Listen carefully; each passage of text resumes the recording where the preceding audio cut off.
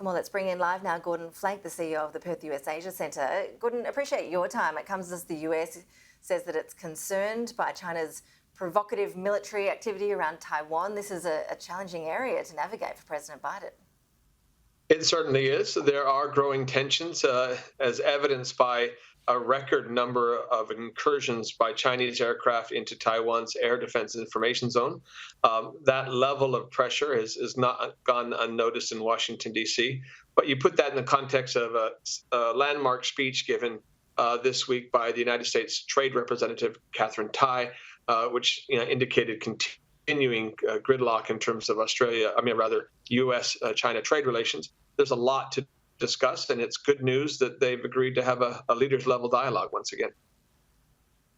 Speaking of leaders-level dialogues, as we just heard in that report from Andrea Crothers, our Prime Minister Scott Morrison still not getting his calls answered by President Macron in France. Are you expecting this AUKUS fallout to continue for some time? I anticipate it will in the France relationship, although I'm still very hesitant to define AUKUS in terms of fallout, because while the relationship with France is important, and France's Indo-Pacific strategy is something that Australia should welcome, and France is a country that we should continue to work with.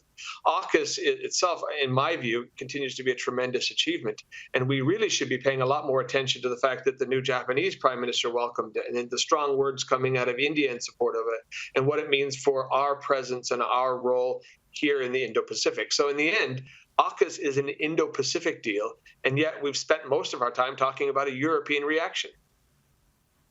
It is a very good point, one that I'm sure that Scott Morrison would like to hear you making, Gordon. Just finally, just looking at domestic US politics, you've just arrived back from the US. You're speaking to us live, I know, from hotel quarantine in Perth, which I'm sure you're enjoying.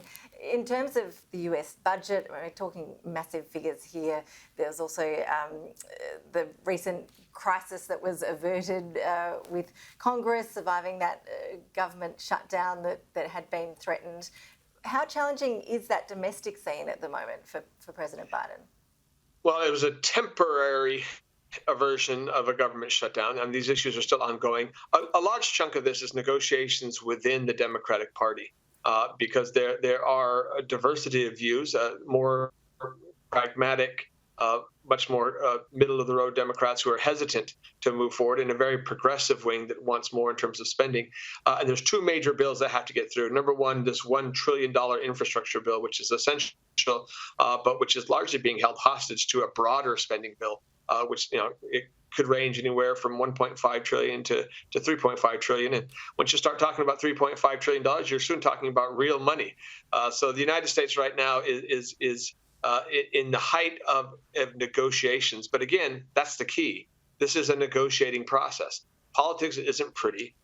You don't generally get things through the first time, particularly with a narrowly divided Congress like we have in the United States right now. Gordon Flake, appreciate your time. Hopefully we've eased the burden for a few minutes of hotel quarantine. Thanks for joining us. Thank you. My pleasure.